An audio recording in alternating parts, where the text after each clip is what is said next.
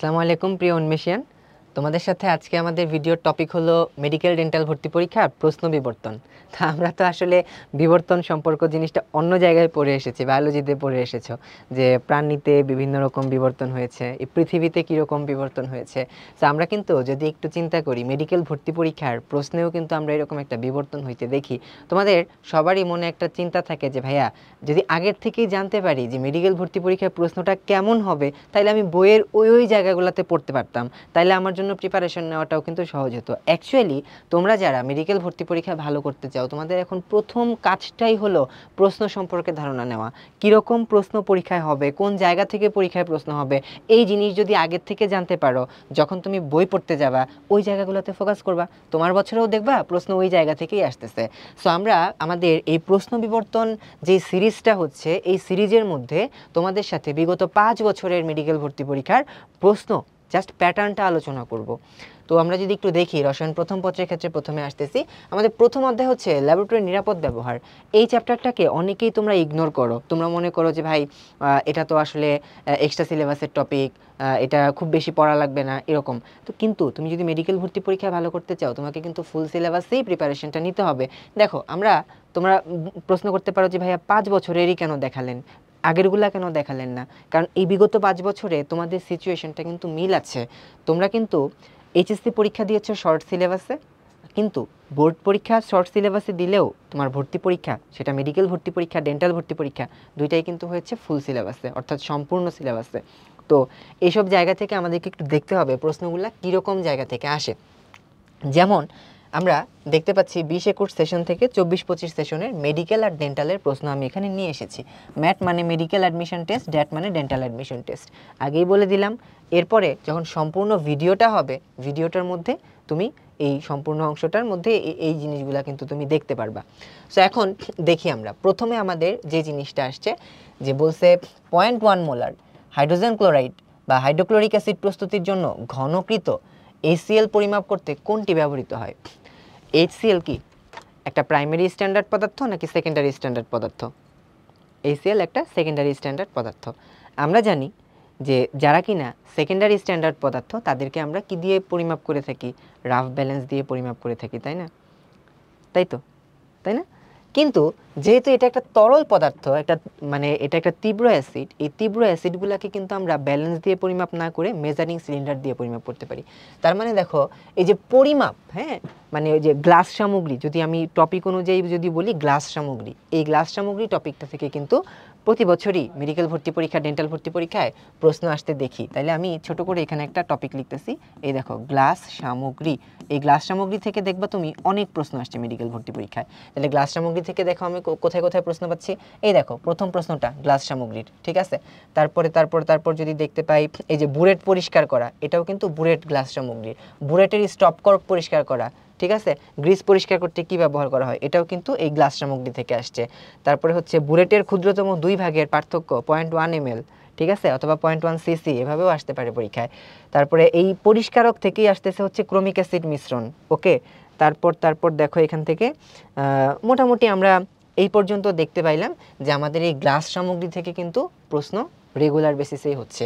তার মানে এটা আমাদের 1 নাম্বার টপিক, যেই টপিকটা থেকে সবচাইতে বেশি পরিমাণে প্রশ্ন আসছে। তাহলে আমরা যখন ভর্তি পরীক্ষার প্রিপারেশন নিব, আমাদের প্রথম অধ্যায়ের এই গ্লাস সামগ্রী, ল্যাবরেটরিতে ব্যবহৃত যে গ্লাস সামগ্রীগুলো আছে, কোন সামগ্রীটা বা কোন অ্যাপারেটাসটা আমরা কি কাজে ব্যবহার করছি, কোনটার ক্ষুদ্রতম অংশের পরিমাপ কত, ঠিক আছে, এই জিনিসগুলো আমাদেরকে একটু গুরুত্ব দিয়ে ভাইয়া পড়তে হবে, ওকে।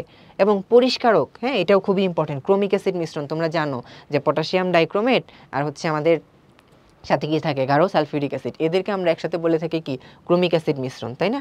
তার মানে হচ্ছে আমরা এই জিনিসগুলো একটু দেখলাম।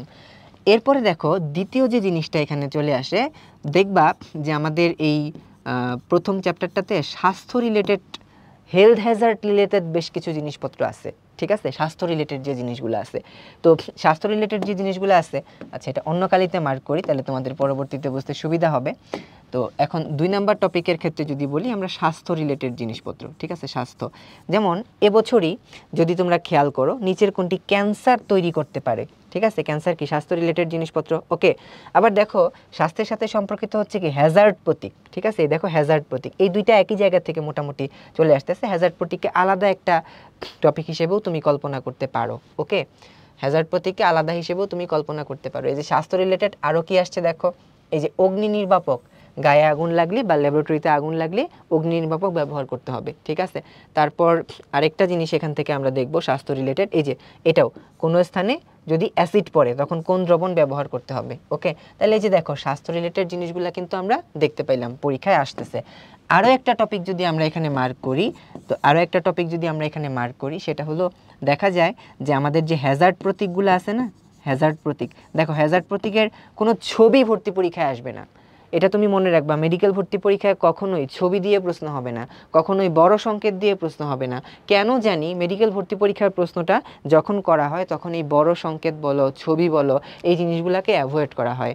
আমরা এটা বিগত কয়েক বছরের প্রশ্ন যদি অ্যানালাইসিস করি দেখতে পারবো। আর আজকে তো এখানে 5 বছরের অ্যানালাইসিস আমাদের কাছে আছেই, কিন্তু যদি সাংকেতিক কোনো কিছু থাকে, ধরো এক্স, এক্সএন, এগুলা দিয়ে কিন্তু পরীক্ষায় প্রশ্ন হতে পারে। ঠিক আছে, যেমন এই যে হ্যাজার্ড প্রতীক থেকে দেখো প্রশ্ন আসছে এক্সএন দিয়ে কি প্রকাশ করা হয়, এন মানে নক্সাস। আবার এন দিয়ে কিন্তু শুধু বড় হাতের যদি এন থাকতো এটা কিন্তু পরিবেশ দূষণ বোঝায়। এই যে দেখো পরিবেশ দূষণ বোঝায়, যেটা কিন্তু আমাদের এবার মেডিকেল ভর্তি পরীক্ষায় প্রশ্নের মধ্যে চলে আসছে। আবার দেখো এই যে এক্সআই চিহ্নটি দিয়ে কি ধরনের রাসায়নিক যৌগের জন্য ব্যবহার করা হয়, উত্তেজক। আই হচ্ছে ইরিটেন্ট থেকে আসছে আর কি। ঠিক আছে, আই আসছে কোথা থেকে, ইরিটেন্ট থেকে।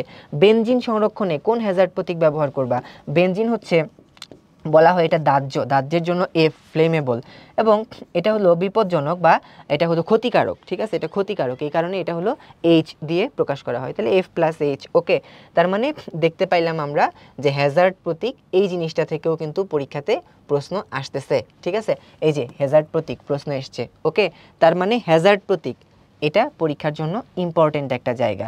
ওকে, আবার দেখো এই যে ত্বকে অ্যাসিড পড়লে কোন দ্রবণটি ব্যবহার করা হয়, এটা কিন্তু রিপিট প্রশ্ন। ঠিক আছে, এটা কিন্তু রিপিট প্রশ্ন।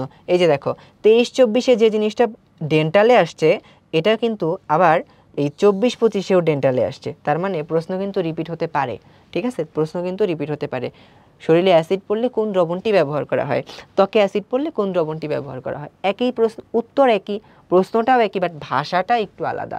সো আমরা যখন বলি যে প্রশ্ন হচ্ছে তুমি দেখবা, অ্যানালাইসিস করবা, এই জিনিসটাই হলো অ্যানালাইসিস, যে আমার প্রশ্নগুলো অধিকাংশ কোন কোন জায়গা থেকে আসতেছে।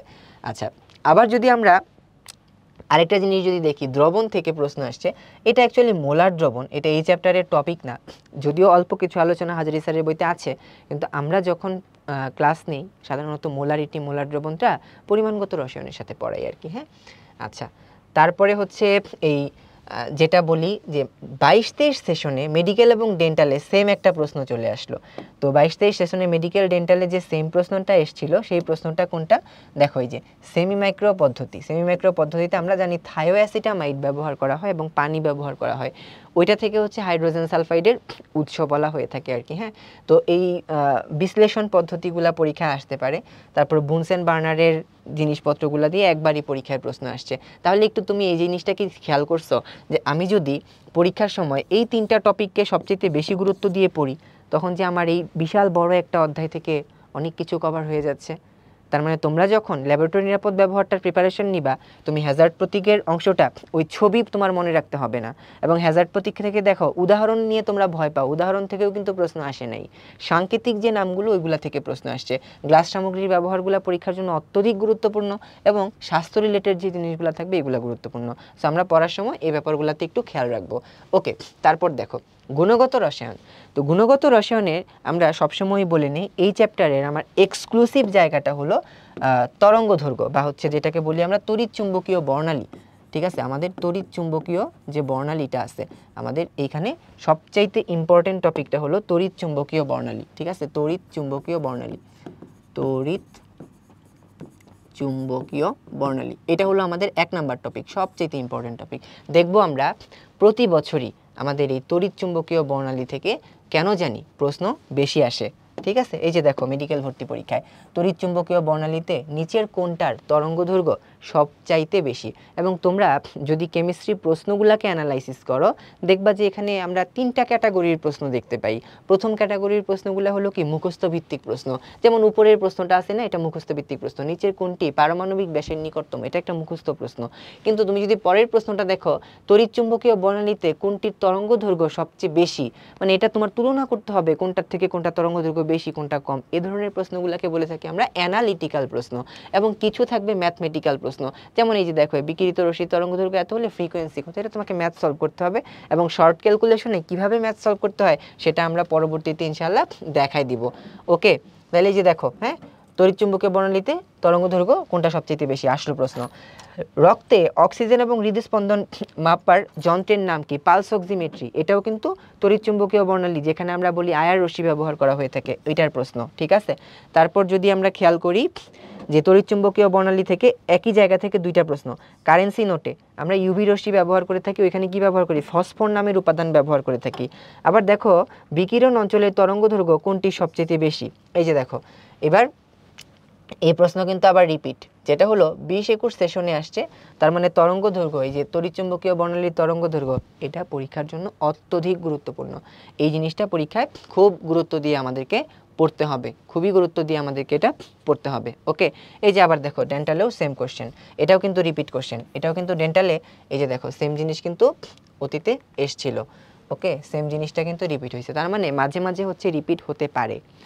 এবারে আমাদের সেকেন্ড যেই টপিকটা দেখব বা সেকেন্ড যে অ্যানালাইসিসটা দেখব, সেই অ্যানালাইসিসটা হচ্ছে আমাদের দ্রাব্যতা। হ্যাঁ, এই দ্রাব্যতা থেকেও কিন্তু পরীক্ষায় আমরা অনেক বেশি প্রশ্ন আসতে দেখে থাকি। ওকে, দ্রাব্যতা থেকেও পরীক্ষায় আমরা অনেক বেশি প্রশ্ন আসতে দেখে থাকি। সো দ্রাব্যতার যে প্রশ্নগুলো হয় পরীক্ষায়, তার মধ্যে অন্যতম প্রশ্ন হলো দ্রাব্যতা ক্যালকুলেট করতে বলে, এবং পানিতে দ্রবণীয়তা কার বেশি কার কম, এই জিনিসটা থেকে ভর্তি পরীক্ষায় দেখা যায় যে মেডিকেল ভর্তি পরীক্ষার এক্সক্লুসিভ একটা প্রশ্ন, পানিতে দ্রবণীয়তা কার বেশি কার কম, অথবা কোনটা পানিতে দ্রবণীয় হয় কোনটা পানিতে দ্রবণীয় হয় না। সো এবং আরেকটা জিনিস থাকে সময়ায়ন প্রভাব। তাহলে এই যে দেখো দ্রাব্যতার প্রশ্ন, সময়ায়ন প্রভাব, কোনটা সহজে দ্রবীভূত হয়, কোনটা পানিতে অদ্রবণীয়। ঠিক আছে, তার মানে আমরা দেখতে পাচ্ছি 3টা প্রশ্ন ডেন্টালে দ্রাব্যতা থেকে কিন্তু চলে আসছে। ওকে, তারপরে খেয়াল করো এখান থেকে, তারপর দেখতে পাচ্ছি আমরা এই 23-24 সেশনে দ্রাব্যতার 2টা ম্যাথ চলে আসছে। তোমরা অনেকে চিন্তা করো যে ভর্তি পরীক্ষায় ম্যাথ আসবে না, কিন্তু ভর্তি পরীক্ষায় কিন্তু ছোটোখাটো ম্যাথ আসবে এবং এগুলো হাতে করতে পারতে হবে।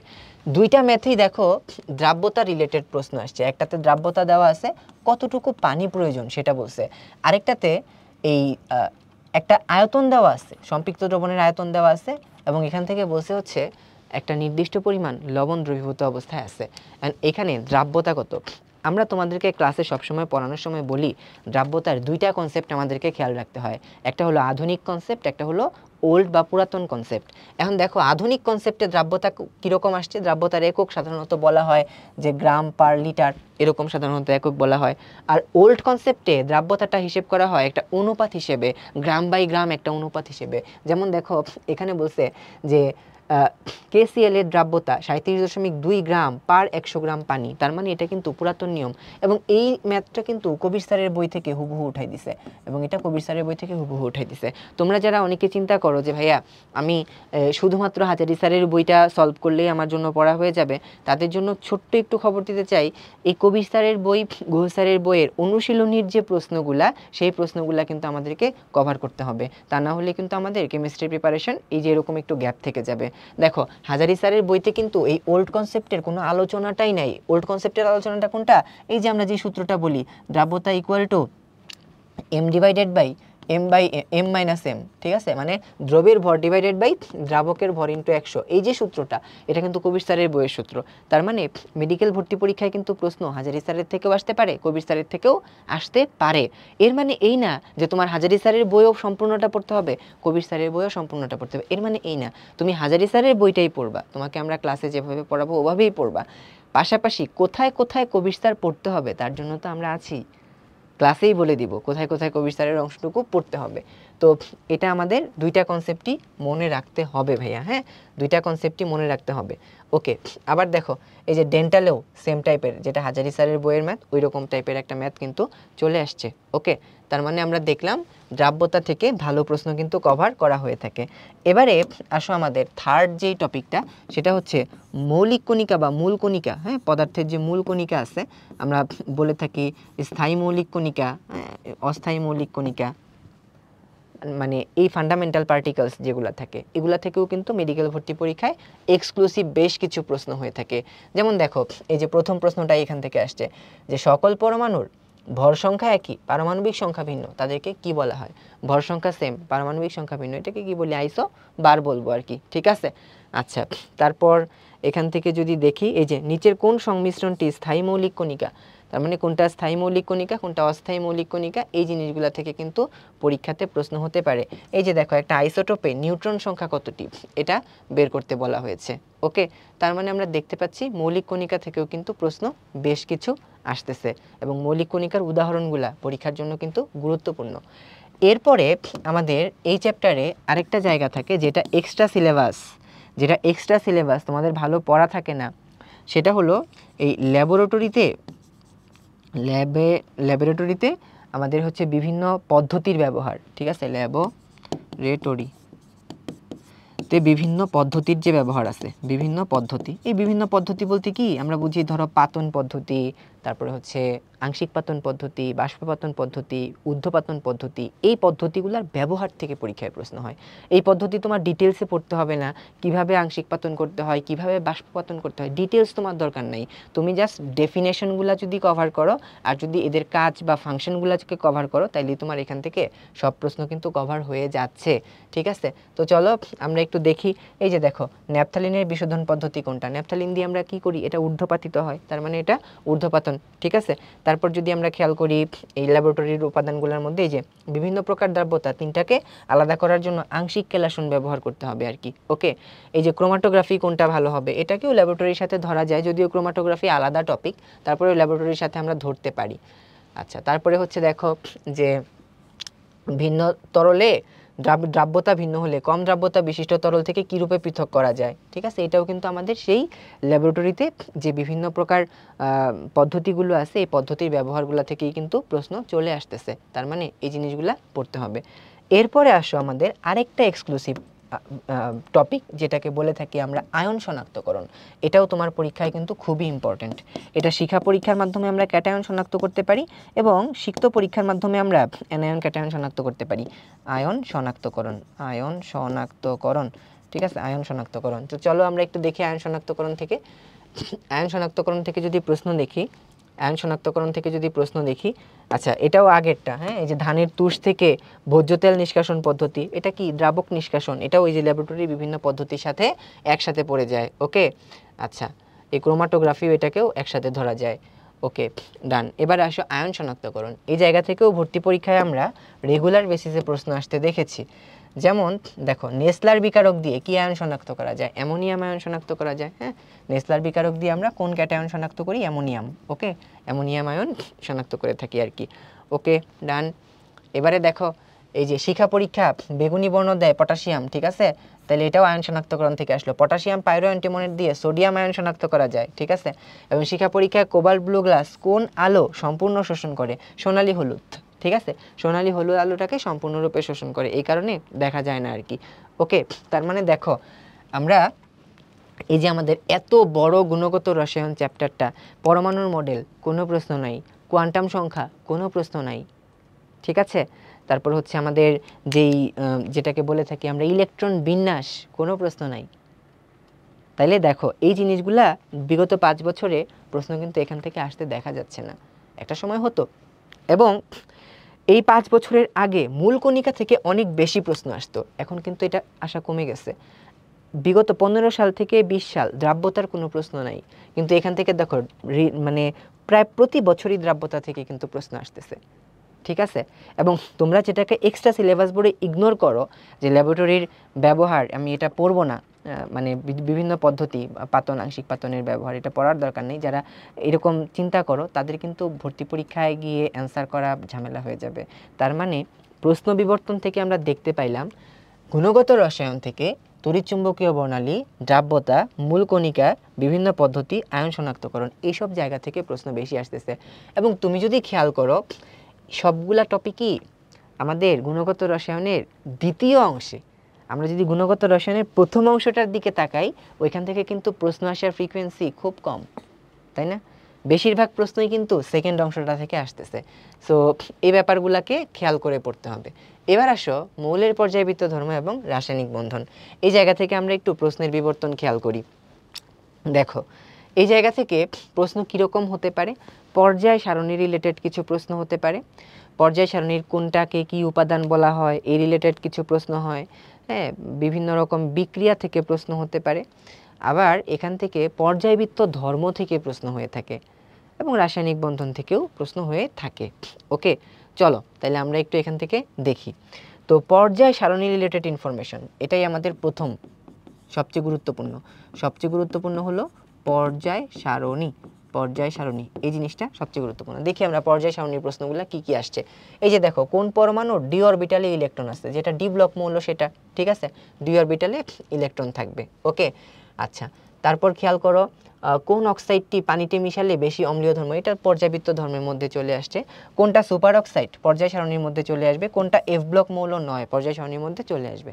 দেখবা তোমরা যখন পর্যায় সারণীটা আমাদের শুরুর দিকের ইনিশিয়াল আলোচনাটা হয়ে থাকে, তখন এখানে বলা হয় যে ল্যান্থানাম, অক্টিনিয়াম, থোরিয়াম, এই তিনটা যদিও ল্যান্থানাইট এবং অক্টিনাইট সিরিজের মধ্যে থাকে, তারপরেও তারা এফ ব্লক মৌল নয়, কারণ এরা ডি ব্লক মৌল। এই যে ব্যতিক্রমটা লেখা আছে এখান থেকে কিন্তু পরীক্ষায় আমরা প্রশ্ন আসতে দেখেছি। ওকে, আচ্ছা, তারপর খেয়াল করে এই যে এস ব্লক মৌল সংখ্যা কত, ওকে, এই রিলেটেড প্রশ্ন পরীক্ষায় হয়ে থাকে আর কি। তারপর দেখো লেড একটা এর পর্যায় সংখ্যা এবং গ্রুপ সংখ্যা বলতে বলছে, এটা ষষ্ঠ পর্যায়ে 14 নাম্বার গ্রুপ। ওকে, এটা দিয়েই বের করে ফেলা যায়। অনেকে এখানে চিন্তা করছে ভাই আমার ইলেকট্রন বিন্যাস করতে হবে কিনা। না ভাই, তোমার ইলেকট্রন বিন্যাস এখানে করতে হবে না। তুমি এটা আমাদের যে গ্রুপগুলার ছন্দ আমরা মনে রাখি ওইটা দিয়েই তুমি বের করতে পারবা, যেটা 14 নাম্বার গ্রুপ। আর 14 নাম্বার গ্রুপ ষষ্ঠ পর্যায়ে, ওইটা দিয়েই বের করা যায়। যেমন দেখো আমি টেকনিকটা জাস্ট একটু দেখাই দেই। হ্যাঁ, আমরা কীরকমভাবে বলে থাকি, ধরো হচ্ছে আমরা 14 নাম্বার গ্রুপ, এটা কি কার্বনের গ্রুপ, তাই না? কার্বনের গ্রুপ, ঠিক আছে। তো এই কার্বনের গ্রুপটাকে তুমি যদি মনে রাখো তাইলেই কিন্তু তোমার এটা তোমার হচ্ছে মনে রাখা হয়ে যায়। ওকে, যেমন এটাকে বিভিন্ন রকম ছন্দ দিয়ে মনে রাখা যায়, কাঁদলে শার্ট গেঞ্জি স্যান্ডেল পাবে ফিরে, হ্যাঁ, এরকম দিয়ে মনে রাখা যায় আর কি, ঠিক আছে। কাঁদলে শার্ট গেঞ্জি স্যান্ডেল পাবে ফিরে, এরকম দিয়ে মনে রাখা যায়। তো carbon, silicon, germanium, tin, lead. Okay, তাহলে দেখো এটা কোন পর্যায় থেকে আসতেছে আমরা যদি খেয়াল করি, তো এটা সবাই 14 নাম্বার গ্রুপ।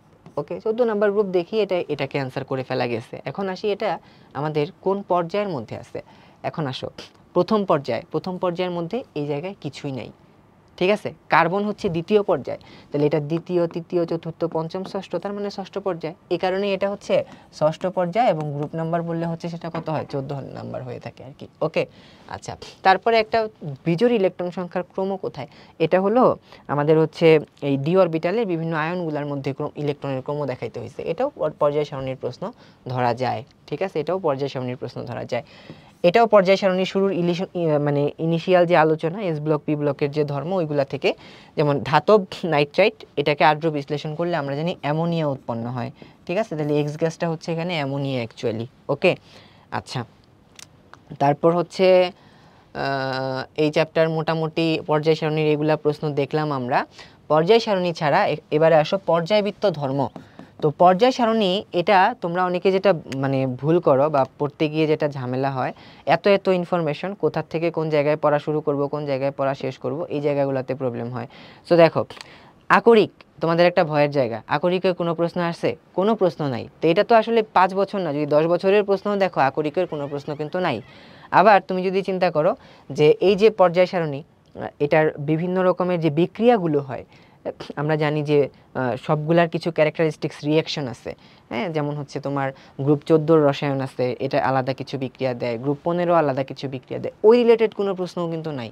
এই দুইটা জায়গায় কিন্তু তোমাদের সবচেয়ে ভয়ের প্রশ্নগুলো কোন জায়গা থেকে আসছে, কে কোন ব্লকের, কে কোন গ্রুপের, কে কোন পর্যায়ের, এই রিলেটেড প্রশ্নগুলো কিন্তু পরীক্ষাতে বেশি আসছে, ঠিক আছে, এই রিলেটেড প্রশ্ন পরীক্ষাতে বেশি আসছে। সো তোমরা যখন পড়বা এই জায়গাগুলোতে একটু ফোকাস করবা। এরপর চলো আমরা আরেকটা জিনিস দেখি, সেটা হলো আমাদের পর্যায়বৃত্ত ধর্ম। পর্যায়বৃত্ত ধর্ম, পর্যায়বৃত্ত ধর্ম, চলো দেখে ফেলি পর্যায়বৃত্ত ধর্মে কি কি। এই যে প্রথমটাই পর্যায়বৃত্ত ধর্মের প্রশ্ন। ওই যে আমরা বলি না, মানে আমাদের যে তৃতীয় পর্যায়ের মৌলগুলো আছে এদের অক্সাইডের অম্লত্ব ক্ষারকত্ব বা অম্লীয় এবং ক্ষারীয় কতটুকু হবে, কার্যকারিতার যে একটা ক্রম, এটাও কিন্তু পর্যায়বৃত্ত ধর্ম। টপিকটা শেষ হয়েছে হচ্ছে এই জায়গাতে। ওকে, আচ্ছা, তারপরে হচ্ছে এই যে আয়নের আকার, কোন আয়নের আকার সবচেয়ে বড়, কোন আয়নের আকার সবচেয়ে ছোট, এই রিলেটেড প্রশ্ন হতে পারে। তারপর খেয়াল করো, ইলেকট্রন ত্যাগ করে ধনাত্মক আয়নে পরিণত হতে, ইলেকট্রন ত্যাগ করে ধনাত্মক আয়নে পরিণত হতে যেই শক্তির প্রয়োজন হয় তাকে কি বলা হয়, আয়নীকরণ শক্তি, তাই না? আচ্ছা, আয়নীকরণ শক্তির মান কোথায় সর্বনিম্ন, আয়নীকরণ শক্তির মান কোথায় সর্বনিম্ন, এটাও কিন্তু আমাদের এই পর্যায়বৃত্ত ধর্মেরই আরেকটা প্রশ্ন। আচ্ছা, তারপরে হচ্ছে আমরা দেখতে পাই এখানে পর্যায়বৃত্ত ধর্মের প্রশ্ন নাই। এই যে আয়নীকরণ শক্তি, পর্যায়বৃত্ত ধর্মের প্রশ্ন। ওকে, আচ্ছা, তারপরে হচ্ছে দেখো গ্যাসীয় অবস্থায় 1 মোল ইলেকট্রন যুক্ত হলে, এটাও কিন্তু আমাদের পর্যায়বৃত্ত ধর্মের প্রশ্ন। ওকে, যুক্ত হলে এটাকে কি বলি আমরা, এটাকে বলি আমরা ইলেকট্রন আসক্তি। ইলেকট্রন আসক্তি, ঠিক আছে। 1 মোল যুক্ত হলে এটা ইলেকট্রন যদি যুক্ত হয়, যদি অ্যানায়ন গঠন করে, এটার যে শক্তির পরিবর্তন, এটাকে বলি ইলেকট্রন আসক্তি। আর ইলেকট্রন ত্যাগ করে ক্যাটায়ন গঠন করছে, ওটাকে বলি আমরা আয়নীকরণ শক্তি। ওকে, এবারে দেখো যে ইলেকট্রন ত্যাগ করে ধনাত্মক আয়নে পরিণত হতে, এটাও কিন্তু রিপিট প্রশ্ন, পারমাণবিক ব্যাসার্ধের প্রশ্ন। এখানে ডেল্টা এইচ কি, ইলেকট্রন আসক্তি। আচ্ছা, এরপরে দেখো অম্লীয় অক্সাইড, অম্লীয় হাইড্রোক্সাইড, এটাও আমাদের যেটাকে বলি আমাদের পর্যায়বৃত্ত ধর্মের যেই ধাতব অক্সাইডের তুলনা যেটা, সেটা ওই জায়গা থেকে আসছে প্রশ্ন। হ্যাঁ, আচ্ছা, ডান। তো এই রিলেটেড প্রশ্নগুলো কিন্তু আমরা পরীক্ষাতে আসতে দেখি বা পরীক্ষাতে আসতে দেখেছি, বুঝতে পারলা? তাহলে একটু দেখো পর্যায়বৃত্ত ধর্ম, এটাও কিন্তু বেশ বড়। তো এটার মধ্যে দেখো গলনাঙ্ক স্ফুটনাঙ্ক কোনোটা আসছে, কোনোটাই কিন্তু আসে নাই গলনাঙ্ক স্ফুটনাঙ্ক থেকে। ওকে, আচ্ছা, তারপর হচ্ছে কোনো মান আসছে, তোমরা যে জিনিসটা ভয় পাও যে ভাই আমাকে হচ্ছে পারমাণবিক ব্যাসার্ধের পরিমাণ শিখতে হবে কিনা, আয়নিক ব্যাসার্ধের পরিমাণ শিখতে হবে কিনা, দেখো আয়নিক ব্যাসার্ধ, পারমাণবিক ব্যাসার্ধ কোনোটা কিন্তু জানতে চায় নাই। ইভেন ইলেকট্রন আসক্তির মানও কিন্তু জানতে চায় নাই। ইভেন যদি আমরা বলি যে আমাদের তড়িৎ ঋণাত্মকতা, এর মান বিভিন্ন জায়গায় লাগে আমাদের, কিন্তু এটারও কিন্তু কোনো মান জানতে চায় নাই। তার মানে তোমাদের এই পর্যায়বৃত্ত ধর্ম থেকে কিন্তু সংখ্যামূলক কোনো জায়গা থেকে প্রশ্ন আসতেছে না। এই ব্যাপারগুলো খেয়াল করতে হবে। প্রশ্নটা আমার কীরকম হচ্ছে, প্রশ্নটা হচ্ছে সংজ্ঞামূলক, সংজ্ঞা জানতে চাইছে, ইলেকট্রন আসক্তি, তড়িৎ ঋণাত্মকতা, সংজ্ঞাগুলো আমাকে জানতে হবে। এবং যত ক্রম পাবা, কার থেকে কে কম কে বেশি, সর্বনিম্ন ইলেকট্রন আসক্তি কোথায়, সর্বোচ্চ ইলেকট্রন আসক্তি কোথায়, এই রিলেটেড ক্রমগুলো রিলেটেড প্রশ্ন এখনকার বছরগুলোতে বেশি প্রশ্ন আসতে দেখি আমরা। ওকে, এরপরে আমাদের এক্সক্লুসিভ একটা টপিক যদি বলি, সেই টপিকটা হচ্ছে পোলার আয়ন, পোলারিটি, পোলারিটি এবং পোলার আয়ন। এই টপিকটাকে আমরা যুগ যুগ ধরে ইম্পর্টেন্ট বলে আসতেছি এবং এখান থেকে রেগুলার বেসিসে প্রশ্ন আসতেছে। এই দেখো কোনটা পোলার, কোনটাতে বেশি পোলার আয়ন হয়, পোলার আয়ন প্রক্রিয়ার সাথে সম্পর্কিত কোনটা, ঠিক আছে। দেখো ডেন্টালে একটা জিনিস তোমরা খেয়াল করো, যেই টপিক থেকে প্রশ্ন আসে অনেকগুলো প্রশ্ন চলে আসে। এটা বিশেষ করে কেমিস্ট্রির ক্ষেত্রে বেশি ফলো করে। ডেন্টালে দেখবা যেই টপিক থেকে প্রশ্ন আসতেছে অনেকগুলা করে প্রশ্ন আসতেছে। যেমন দেখো এখানে দেখতে পাচ্ছি আমরা পোলার আয়ন, পোলারিটি, পোলার আয়ন। হ্যাঁ, আবার উপরের যদি একটু খেয়াল করি, এখানটাতে যদি খেয়াল করি, এই দেখো দুইটার মধ্যেই কিন্তু সংকরায়ন, দুইটার মধ্যেই কিন্তু সংকরায়ন, ঠিক আছে। এটা থেকেও প্রশ্ন হয়, সংকরায়ন থেকেও প্রশ্ন হয়। তাহলে ডেন্টালে কিন্তু জোড়ায় জোড়ায় প্রশ্ন আসতেছে, মানে যেই টপিক থেকে আসতেছে একাধিক টপিক, ঠিক আছে। তো এই ব্যাপারগুলোকে খেয়াল করলে আশা করি আমাদের প্রিপারেশন নেওয়াটা সহজ হয়ে যাবে, আশা করি আমাদের প্রিপারেশন নেওয়াটা সহজ হয়ে যাবে। ওকে, আচ্ছা, এই যে পোলারিটি, পোলার আয়নের মধ্যেই কোন যৌগটা অধিক সমযোজী, ফাজানের রুল এখানে অ্যাপ্লাই করতে হবে আর কি, ঠিক আছে।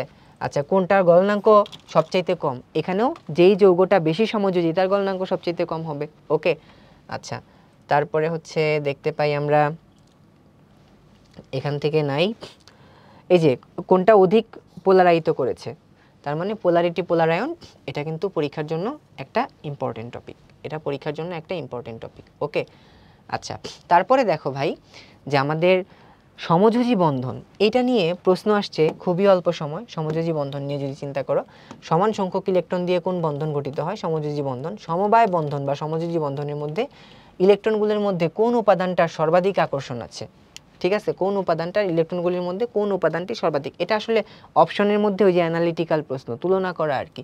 তার মানে আমরা দেখতে পাচ্ছি এখান থেকে প্রশ্ন হয়। তো সমযোজী বন্ধন থেকে হয়েছে, ডেন্টালে আসছে সন্নিবেশ বন্ধন,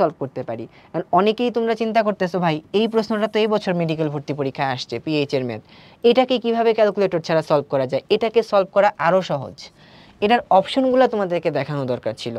তো আমি এটাকে এভাবে সলভ করি।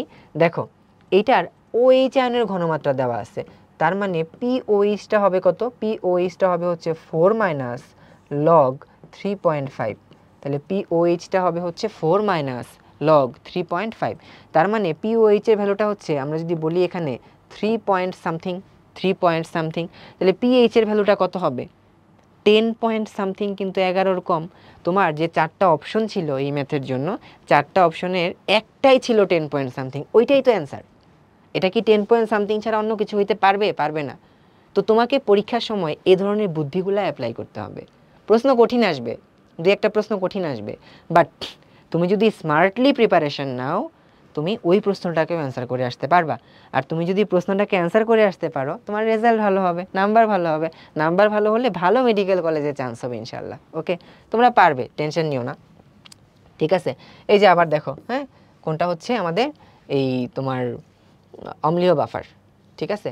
ওকে, আচ্ছা, এখন আসো যে আমাদের আর কি এখান থেকে প্রশ্ন হতে পারে, আর কি প্রশ্ন হতে পারে এখান থেকে। যেমন তাপ রসায়ন থেকে এখান থেকে কিছু প্রশ্ন হয়। আবার এই তাপ রসায়ন কিন্তু সিলেবাসের বাইরে, যেটা হলো আমাদের শর্ট সিলেবাসের বাইরে, এক্সট্রা সিলেবাস। তাপ রসায়ন সাধারণত এক্সট্রা সিলেবাস। ওকে, দেখো তাপ রসায়ন থেকে কি প্রশ্ন হয়, অনেক কিছু আছে। টেম্পারেচার মুখস্থ করব, এর গলন তাপ কত, ঊর্ধ্বপাতন তাপ কত, তারপরে হলো তোমার ঘনীভবন তাপ কত, অনেক রকম প্রশ্ন কিন্তু এখান থেকে তোমরা জিজ্ঞাসা করো, ভাই এতগুলা টেম্পারেচার মুখস্থ করব? প্রশমন তাপের আবার একটা বিশাল বড় বক্স, আবার বন্ধন শক্তির বিশাল বড় বক্স। ঠিক আছে, ওগুলো পড়বো আমরা, একেবারে ছেড়ে দিব না, বাট প্রশ্ন কিন্তু বলছে যে এগুলা থেকে প্রশ্ন আসেনি। প্রশ্ন এসেছে কোনটা তাপোৎপাদী বিক্রিয়া, কোনটা তাপহারী বিক্রিয়া। ঠিক আছে, প্রশ্ন এসেছে কোনটা তাপোৎপাদী বিক্রিয়া, কোনটা তাপহারী বিক্রিয়া, এই টাইপের প্রশ্ন পরীক্ষায় এসেছে। এই যে দেখো, কোনটা তাপহারী বিক্রিয়া, ঠিক আছে? আচ্ছা, তারপরে হচ্ছে দেখো, শক্তিশালী অম্ল ক্ষারকের প্রশমন বিক্রিয়ায় পানি উৎপন্ন হতে যে তাপ, প্রশমন তাপ বলা হয়। ওকে, আচ্ছা, তারপরে দেখো এই আমরা যেটাকে বলি কোন প্রক্রিয়াটি তাপোৎপাদী। ওকে, আচ্ছা, তো কোন প্রক্রিয়াটি তাপোৎপাদী? ডেন্টাল। ঠিক আছে, মানে ডেন্টালে এটা একটু বেশি আসে, মেডিকেলে আসছে কোনটা তাপহারী। ঠিক আছে, তার মানে আমরা দেখতে পাই কোনটা তাপোৎপাদী কোনটা তাপহারী, এই রিলেটেড প্রশ্ন কিন্তু তাপ মানে আমাদের রসায়ন থেকে পরীক্ষায় প্রশ্ন হয়। এখন আসো যে ভাই এই চ্যাপ্টারটার শুরুতে আমাদের রাসায়নিক সাম্যাবস্থার হিউজ একটা ইনফরমেশন, এতগুলা থেকে কি পড়বো? চলো আমরা প্রশ্ন দেখি কি আসছে এতগুলা থেকে। প্রশ্ন আসছে অ্যাক্টিভেশন এনার্জি কোনটার সহায়ক, তাপমাত্রা বা এরকম, হ্যাঁ। তারপরে হচ্ছে নিচের রিঅ্যাকট্যান্ট বা ঘনত্ব ভারসাম্য কোন দিকে যাবে, ধ্রুবক তাপমাত্রায় ঘনত্ব বৃদ্ধি করলে কোন দিকে যাবে। মানে অ্যাকচুয়ালি আমাদের সাম্যাবস্থার যে অ্যাপ্লিকেশনগুলা সেইগুলা থেকে প্রশ্ন কিন্তু মাঝে মাঝে আসে, সবসময় যে আসবে তা না। নিচের কোন বিক্রিয়াতে সাম্যাবস্থায় চাপের প্রভাব নাই, তাহলে সাম্যাবস্থায় যেটাকে বলি আমরা লাসাতেলীয় নীতি, এই টপিকটা আমাদেরকে একটু শিখে রাখতে হবে। লাসাতেলীয় নীতি থেকে মাঝে মাঝে প্রশ্ন হতে পারে। এই যে তাপমাত্রার সাথে বিক্রিয়ার হারের প্রভাব কীরকম হবে, সমানুপাতিক সম্পর্ক হবে, বিক্রিয়ার হারের একক কী, এগুলাও কিন্তু আমরা এই বিক্রিয়ার হার এবং সাম্যাবস্থা ওই জায়গা থেকে বলতে পারি। ঠিক আছে, মানে আমরা এটাকে সাম্যাবস্থা বলতে পারি। তাহলে সাম্যাবস্থা বড় একটা টপিক, তো এখান থেকে সাব হেডিংয়ে যদি বলি বিক্রিয়ার হার পড়তে হবে এবং আমাদের লাসাতেলীয় নীতি পড়তে হবে, লাসাতেলীয় নীতি। ঠিক আছে, লাসাতেলীয় নীতিটা পড়তে হবে এখান থেকে। ওকে, ঠিক আছে। আচ্ছা, একটা সময় দেখা যায় তো প্রশ্নে প্রভাবক পরীক্ষায় খুব আসতেছে, কিন্তু প্রভাবক যখন থেকে এক্সট্রা সিলেবাসে ঢুকে গেছে তখন থেকে প্রভাবকের প্রশ্ন আসা কমে গেছে। তো খেয়াল করো, এই যে প্রভাবক, ঋণাত্মক প্রভাবক কোনটা 20-21 আসছে, এর আগে যদি যাও দেখবা প্রভাবকের অনেক প্রশ্ন। রিসেন্ট বছরে কিন্তু প্রভাবক থেকে প্রশ্ন আর নাই। ঠিক আছে, দেখো প্রভাবক থেকে আর প্রশ্ন নাই, প্রভাবক থেকে। ঠিক আছে, তো একটু আমাদের পড়তে হবে এখান থেকে। প্রভাবকের উদাহরণ পড়ে নিলাম, আগে আসতো, রিসেন্ট বছরে কিন্তু কম আসে। আচ্ছা, পানির আয়নিক গুণফল, তো তোমরা চিন্তা করো তথ্যমূলক প্রশ্নে সংখ্যামূলক তথ্য কীরকম আসে, অল্প আসে। 25 ডিগ্রি সেলসিয়াস তাপমাত্রায় পানির আয়নিক গুণফল কত, এটা যদি কেউ না পারে, এটা তো সবাই জানে, কত হয় 10⁻⁻14 এরকম হয়। ঠিক আছে, আচ্ছা ডান। তো এবছর ডেন্টালে খুবই আনইউজুয়াল একটা জিনিস চলে আসছে, যেটা অ্যাকচুয়ালি মেডিকেল ভর্তি পরীক্ষায় খুব কমনলি আসে না, কিন্তু গত বছরের আমরা ম্যারাথন ক্লাসে এই জিনিসটা কিন্তু পড়াইছিলাম, অ্যাটম ইকোনমি কীভাবে ক্যালকুলেট করতে হয়। এবং মজার ব্যাপার হলো এটা আসলে অনুশীলনীর প্রশ্ন। তো অনুশীলনীর প্রশ্ন তো আসলে কোনো মাফ নাই, সবই পড়তে হবে। তো অনুশীলনী থেকে ডেন্টালে কিন্তু এই অ্যাটম ইকোনমি ক্যালকুলেশনটা চলে আসছে। সো তোমরা যদি খেয়াল করো এই এত বড় রাসায়নিক পরিবর্তন, এই রাসায়নিক পরিবর্তন চ্যাপ্টার থেকে প্রশ্ন আসবে পিএইচ এর ক্যালকুলেশন, কিন্তু পিএইচ এর ক্যালকুলেশন এখন একটু টাফ আসে। টাফ বলতে কি মানে একটু কঠিন ক্যালকুলেশন, বাট সেটা স্মার্টলি পড়লে পারা যায়। ওই 0.001 0.005 এইটা সবসময় আসছে না, এটা একটা সময় দেখা যায় তো এটাই আসতেছে। ঠিক আছে, একটা সময় দেখা যায় তো যে প্রশ্ন হইলে রক্তের পিএইচ কত এটা আসতেছে, কিন্তু রিসেন্ট বছরে পিএইচ এর মান দিয়ে আমরা কিন্তু কোনো প্রশ্ন দেখতে পাচ্ছি না। বাফার দ্রবণ এবং পিএইচ এই দুইটা এখান থেকে খুব ভালো মতন পড়তে হবে। বাফার দ্রবণের কিন্তু দেখো হ্যান্ডারসন হেসেলবাক ইকুয়েশন দরকার নাই, বাফার দ্রবণ কিভাবে কাজ করছে দরকার নাই। একটা সময় রক্তের বাফার থেকে অনেক প্রশ্ন হতো, কিন্তু রিসেন্ট বছর ভর্তি পরীক্ষায় আমরা দেখতে পাচ্ছি বাফারের উদাহরণ থেকে প্রশ্ন হচ্ছে, কোনটা অম্লীয় বাফার কোনটা ক্ষারীয় বাফার এই রিলেটেড প্রশ্ন হচ্ছে। সো তোমরা তো পুরো চ্যাপ্টার পড়বা, বাট আমাদের বিবর্তনের প্রশ্ন বিবর্তন সিরিজের উদ্দেশ্য হলো কোন কোন টপিক থেকে আমার প্রশ্নগুলো বেশি আসছে সেই জিনিসটা তোমাদেরকে দেখাই দেওয়া। ওকে, এবার আসো কর্মমুখী রসায়ন। যারা চিন্তা করো যে ভাই কর্মমুখী রসায়ন না পড়ি পরীক্ষা দিতে যাব, দেখো মেডিকেল ভর্তি পরীক্ষায় 3টা প্রশ্ন আসছে এবার, আবার গত বছর মেডিকেলেও কোনো প্রশ্ন আসে নাই, ডেন্টালেও কোনো প্রশ্ন আসে নাই। ঠিক আছে, তো এর আগের বছর আবার 2টা আসছে, তার আগের বছর কোনো প্রশ্ন আসে নাই। ঠিক আছে, তাহলে তোমাদের বছরে তোমরা তো নিশ্চয়ই আমার মুখ থেকে এটা শুনতে চাচ্ছ যে তোমাদের বছরেও প্রশ্ন না আসার সম্ভাবনা কম। হ্যাঁ, যদি এটার এই ফ্রিকোয়েন্সি যদি এটা ফলো করে 20-21-এ প্রশ্ন আসছে, 21-22-এ আসে নাই, 22-23-এ আসছে, 23-24-এ আসে নাই, 24-25-এ আসছে, 25-26-এ আসবে না, কিন্তু এই কথা বলে এই চ্যাপ্টার বাদ রাখা যাবে না। সম্ভাবনা কম, কিন্তু আমাকে পড়তে হবে। এখন কোন কোন জিনিসগুলো আমরা পড়বো সেটা একটু দেখে ফেলি। দেখো রিসেন্টলি মানে যখন থেকে আমাদের এটা শর্ট সিলেবাসে ইনক্লুড হয়েছে, প্রিজারভেটিভটা কিন্তু পরীক্ষায় প্রশ্ন আসতেছে। ঠিক আছে, প্রিজারভেটিভ এটা কিন্তু শর্ট সিলেবাসে ছিল। এর প্রিজারভেটিভ আর হলো ভিনেগার এই দুইটা জিনিস হচ্ছে শর্ট সিলেবাসে ছিল। তো প্রিজারভেটিভ এই টপিকটা কিন্তু আমাদেরকে ভালো মতন পড়তে হবে। এই যে দেখো প্রিজারভেটিভ থেকে প্রশ্ন আসছে, বিশেষ করে প্রিজারভেটিভের উদাহরণ আসে প্রশ্ন, এবং সাইট্রিক অ্যাসিডের পিএইচ এটা 2বার চলে আসছে আর কি। সাইট্রিক অ্যাসিডের 3.14, হ্যাঁ, ডেন্টালেও আসছে, মেডিকেলেও আসছে। ঠিক আছে, ঠিক আছে, ডেন্টালেও আসছে যে বিএইচ এর পূর্ণরূপ কি, এটাও প্রিজারভেটিভের প্রশ্ন, বিউটাইলেটেড হাইড্রোক্সি অ্যানিসোল, বিউটাইলেটেড হাইড্রোক্সি অ্যানিসোল। ঠিক আছে, আচ্ছা, তারপরে হচ্ছে দেখি আমরা প্রিজারভেটিভ থেকে কিন্তু মানে এই 24-25, 23-24 রিসেন্টলি প্রশ্ন হয় নাই, আগে হয়েছে। তারপরেও প্রিজারভেটিভের উদাহরণ এই যে কোনটা খাদ্য সংরক্ষক, অ্যান্টিমাইক্রোবিয়াল খাদ্য সংরক্ষক, এই জায়গা থেকে পরীক্ষায় প্রশ্ন হয়ে থাকে। আচ্ছা, তারপরে হলো আমাদের আরেকটা টপিক যেটা থেকে এখন বেশি প্রশ্ন আসতে দেখা যায়, সেটা হলো দুধ। ঠিক আছে, মানে এই যে আমাদের দুধের যে পুষ্টিমান আছে, তারপরে হলো দুধ থেকে ছানা তৈরির প্রক্রিয়া, এই জিনিসগুলা থেকে পরীক্ষায় কিন্তু প্রশ্ন আসতেছে। ঠিক আছে, এই জিনিসগুলা থেকে এই যে সংগৃহীত দুধের পিএইচ নিয়ন্ত্রণে আমরা সোডিয়াম বাইকার্বনেট, সোডিয়াম কার্বনেট এগুলাকে ব্যবহার করতে পারি। ঠিক আছে, তারপরে এই যে দেখো কোন প্রক্রিয়াতে দুধ থেকে ছানা তৈরি করা হয়। ঠিক আছে, তারপরে দুধে কোন ডাইস্যাকারাইডটা আছে। তাহলে দেখো বিগত 5 বছরে মেডিকেল ভর্তি পরীক্ষায় প্রতি বছরই এই দুধ থেকে কিন্তু প্রশ্ন আসছে। 5 বছরে 3 বছর প্রশ্ন আসছে, এবং যে বছর মেডিকেলে প্রশ্ন আসছে দুধ থেকে প্রশ্ন আসছে। কোন ডাইস্যাকারাইড থাকে? ল্যাকটোজ থাকে। ঠিক আছে, মানে সরি গ্যালাক্টোজ, ল্যাকটোজ এগুলা থাকে আর কি। ডাইস্যাকারাইডের মধ্যে ল্যাকটোজ আর গ্যালাক্টোজ তো মনোস্যাকারাইড। তাহলে এই ডাইস্যাকারাইড কোনটা থাকে? ল্যাকটোজ থাকে দুধের মধ্যে, তাই না?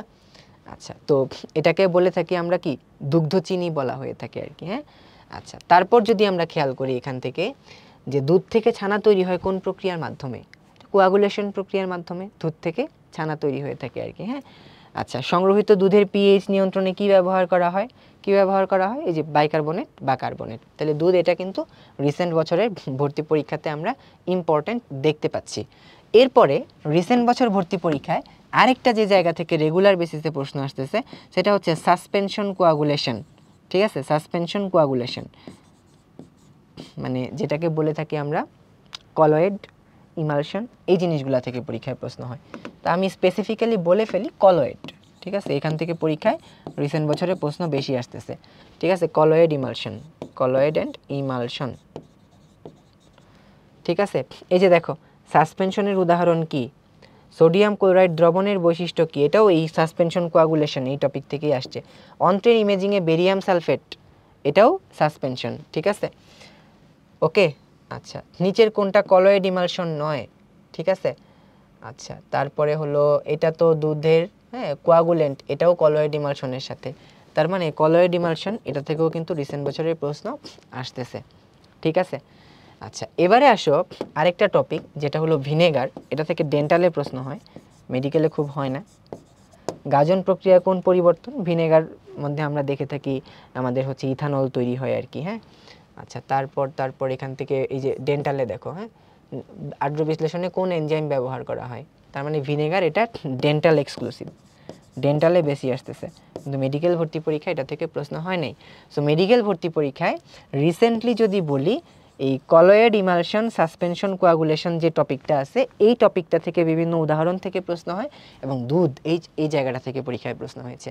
কিন্তু দেখো এই চ্যাপ্টারে আরও অনেক কিছু ছিল, অনেক কিছু ছিল বলতে কি, বিভিন্ন প্রিজারভেটিভের পিএইচ, হ্যাঁ, খাদ্য কৌটাজাতকরণ, অনেকগুলা খাদ্য কোনটাতে কৌটাজাত করতে কি দিব না দিব, তারপরে হলো বিভিন্ন টয়লেট্রিজের উপাদান, কোনোটাই কিন্তু প্রশ্নে আসে নাই। একটা সময় প্রশ্ন ওই টয়লেট্রিজের উপাদানগুলো থেকে বেশি হতো, গোলাপ জলে কি থাকে, ওই জিনিসগুলো থেকে প্রশ্ন একটা সময় বেশি হতো, কিন্তু বিগত 5 বছরে যদি দেখি টয়লেট্রিজ থেকে কোনো প্রশ্ন নাই। আবার তোমরা আমাকে প্রশ্ন করো যে ভাইয়া এই ভ্যানিশিং ক্রিম, কোল্ড ক্রিম কোনটা কতটুকু ব্যবহার করব, কতটুকু বোরাক্স ব্যবহার করব, কতটুকু গ্লিসারিন ব্যবহার করব, কোথায় কি ব্যবহার করব, এগুলা নিয়ে এগুলা কি মুখস্থ করতে হবে? যেখানে টয়লেট্রিজের বিভিন্ন উপাদানগুলো থেকেই প্রশ্ন হয় না এই বিগত 5 বছরে, আর তুমি সেখানে উপাদান সহ মনে রাখবা, এটা তো সম্ভব, অনেকের পক্ষেই সম্ভব না, হ্যাঁ, কারো কারো পক্ষে হয়তো বা সম্ভব, কিন্তু এটা অনেকের পক্ষেই সম্ভব না। আমি যখন স্টুডেন্ট ছিলাম আমার পক্ষেও এটা সম্ভব ছিল না, সবগুলা কোনটা কত গ্রাম থাকবে এটা মনে রাখা। সো আমরা প্রশ্ন বিবর্তন এই সিরিজটার মাধ্যমে এটা তোমাদেরকে মেসেজ দিলাম যে কর্মমুখী রসায়ন থেকে দুধ এই টপিক এবং কলয়েড ইমালশন এই দুইটা টপিক থেকে সবচেয়ে বেশি প্রশ্ন আসতে দেখেছি। এবার আসো রসায়ন দ্বিতীয় পত্র।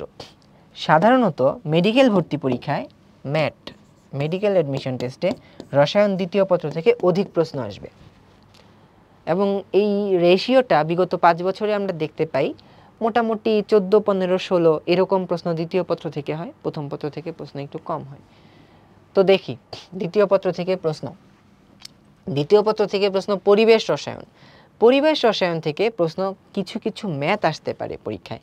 আমরা রিসেন্ট বছরে কিন্তু পরিবেশ রসায়ন থেকে ম্যাথ আসতে দেখি, ঠিক আছে, রিসেন্ট বছরে পরিবেশ রসায়নে ম্যাথ আসে, ঠিক আছে। এবং রিসেন্ট বছরের ম্যাথগুলা যদি একটু দেখো, প্যাটার্নটা ফলো করছে খুব কম, চার্লস বয়েল থেকে আসছে না, একটু পেছনেরগুলা থেকে বেশি আসতেছে, আংশিক চাপ সূত্র থেকে প্রশ্ন বেশি আসতেছে, ব্যাপন সূত্র থেকে প্রশ্ন বেশি আসতেছে, এবং আদর্শ গ্যাস সূত্র থেকে প্রশ্ন বেশি আসতেছে। তাহলে আমরা প্রথমে যদি দেখে ফেলি কি কি ম্যাথ এখান থেকে আসছে, এখান থেকে ম্যাথ পরীক্ষায় প্রশ্ন আসে। প্রথমেই একটা ম্যাথ আছে, কিন্তু এই প্রশ্নটা একটা ইনকমপ্লিট প্রশ্ন ছিল, এটা একটা অনুশীলনীর প্রশ্ন ছিল, সম্পূর্ণ ডেটা দেয় নাই।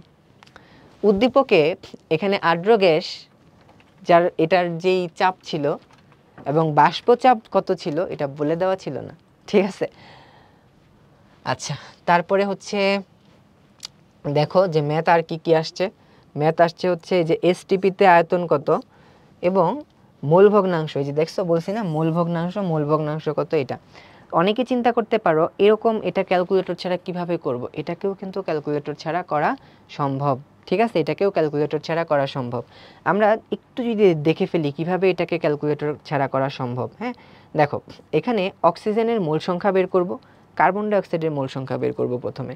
তাহলে অক্সিজেনের মোল সংখ্যা যদি বের করি, অক্সিজেনের মোল সংখ্যা ইকুয়াল টু কত হবে দেখো তো ভাইয়া, 1.032 ডিভাইডেড বাই 32, আমি এটাকে 1/32 লিখতে পারি। 1/32কে দেখো 1/3 হলে আমি এটাকে লিখতাম হচ্ছে 0.3, কিন্তু 1/32 এটা হলো 0.03, তারপর সামথিং কিছু একটা। এবারে দেখো আমাদের বাকি যে কার্বন ডাইঅক্সাইড আছে, কার্বন ডাইঅক্সাইডের যদি মোল সংখ্যা হিসেব করি 0.5 ডিভাইডেড বাই 44, 0.5 ডিভাইডেড বাই 44, এটাকে দেখো যদি এটা এরকম হইতো যে উপরে 4 ডিভাইডেড বাই 44, আমরা লিখতাম এটা যে হচ্ছে 4 ডিভাইডেড বাই 44 0.1, ঠিক আছে, কিন্তু এটা 4 না হয়ে এটা হয়েছে কত 0.5 ডিভাইডেড বাই 44, এটাকে লেখা যায় 0.01। এখন দেখো তোমার জন্য ক্যালকুলেশন করা কিন্তু সহজ। তোমাকে বলছে কার্বন ডাইঅক্সাইডের মোল ভগ্নাংশ কত, তাহলে কার্বন ডাইঅক্সাইডের মোল ভগ্নাংশ এটা যদি আমরা ক্যালকুলেশন করি, দেখো একটু কার্বন ডাইঅক্সাইডের মোল ভগ্নাংশ 0.01, 0.03 প্লাস 0.01, এটাকে আলটিমেটলি যদি ক্যালকুলেট করো, এটাকে আলটিমেটলি ক্যালকুলেট করলে লেখা যায় 1/4, 1/4 সমান লেখা যায় 0.25, অ্যান্সার ছিল 0.28। তার মানে ক্যালকুলেটর ছাড়াও কিন্তু করা সম্ভব। এবং ম্যাথ একটু রিসেন্ট বছরে দেখতে পাইতেছো তোমরা প্রতি বছর একটা কি দুইটা ম্যাথ এমন আসে যেটার ক্যালকুলেশন একটু গতানুগতিক ধারার বাইরে হয়। তো এই ধরনের প্রিপারেশনও আমাদেরকে রাখতে হবে, ঠিক আছে। আচ্ছা, তারপরে দেখো এখান থেকে এই যে এই সেম ম্যাথটা আবার ডেন্টালে রিপিট হয়েছে, এই যে মেডিকেলে এটাও ম্যাথ আসছে, ঠিক আছে। তার মানে আমরা দেখতে পাইলাম যে পরীক্ষাতে ম্যাথ আসতেছে, এখান থেকে আসতে পারে। তাহলে একটা গেল হচ্ছে ম্যাথ। এরপরে দেখো কিছু অ্যাপ্লাইড সূত্র আসে, ঠিক আছে। মানে আমরা এটাকে বলতে পারি হচ্ছে সূত্র অ্যাপ্লিকেশন করা, ওকে। এখন দেখো সূত্র অ্যাপ্লিকেশন কিভাবে, মানে ব্যাপনের হার, এই সূত্রটাকে অ্যাপ্লিকেশন করব, গ্রাহামের ব্যাপন সূত্র। এই যে দেখো ব্যাপনের হার কোথায় বেশি কোথায় কম, ঠিক আছে, ব্যাপনের হার কোথায় বেশি কোথায় কম। এই যে দুইটা গ্যাসের গড় বিক্রিয়াহীন অবস্থায় মিশ্রিত করলে মিশ্রণের মোট চাপ হবে দুইটার সমষ্টির সমান, ঠিক আছে। আচ্ছা, তারপরে হলো যে সমীকরণটা চাপ তাপমাত্রা আয়তনের মধ্যে সম্পর্ক প্রদর্শন করে, দুটি গ্যাসের গড় গতিশক্তি কখন সমান হয়, অভ্যন্তরীণ শক্তি কার উপর ডিপেন্ড করতেছে, ঠিক আছে। এগুলা কিন্তু সবই সূত্রের অ্যাপ্লিকেশন, ঠিক আছে, সূত্রের অ্যাপ্লিকেশন। কোন গজদ্বয়ের ব্যাপনের হার সমান, যাদের ভর সমান হয় তাদের ব্যাপনের হার সমান হয়, এগুলাও আমাদের সূত্রের অ্যাপ্লিকেশন অ্যাকচুয়ালি, ঠিক আছে, সূত্রের অ্যাপ্লিকেশন। আচ্ছা, এখন দেখো যে একটা সময় মেডিকেল ভর্তি পরীক্ষায় এই প্রথম চ্যাপ্টার থেকে বায়ুমণ্ডল থেকে খুব ফ্রিকোয়েন্টলি প্রশ্ন আসতো। রিসেন্ট বছরে কিন্তু আমরা বায়ুমণ্ডল থেকে খুব যে বেশি প্রশ্ন আসতেছে ব্যাপারটা এরকম দেখি না। তবে এখন আমরা অ্যাসিড বেস থেকে প্রশ্ন বেশ কিছু আসতে দেখি। অ্যাসিড বেজের যে কনসেপ্ট আছে সেই কনসেপ্ট থেকে বেশ কিছু প্রশ্ন আসতে দেখি। চলো একটু দেখি আমরা অ্যাসিড বেজের কনসেপ্ট থেকে প্রশ্ন। যেমন দেখো এই যে অ্যাসিড বৃষ্টি, ঠিক আছে, কোনটা তীব্র অ্যাসিড নয়, ওকে, এইগুলা পরীক্ষায় হতে পারে প্রশ্ন। আচ্ছা, এই কোন বিবরণটি সঠিক, এটাও অ্যাসিড বেজ, ওই ব্রনস্টেড-লাউরির বিবরণ দিয়েছিল আর কি। নিচের সংযোজন অ্যাসিড ক্ষারের বিক্রিয়াটা কোনটা সঠিক, এটাও অ্যাসিড বেজের প্রশ্ন, ওকে। তারপরে হলো অস্তিত্বের এই উভধর্মী যৌগ, এটাও অ্যাসিড বেজের প্রশ্ন। হ্যাঁ, আমরা জানি যে হাইড্রোজেন পানি এটা উভধর্মী যৌগ, আবার হাইড্রোজেনযুক্ত বিভিন্ন অ্যানায়নগুলো উভধর্মী যৌগ হয়ে থাকে আর কি, ঠিক আছে। আচ্ছা, তো এই মোটামুটি আমরা দেখতে পাইলাম।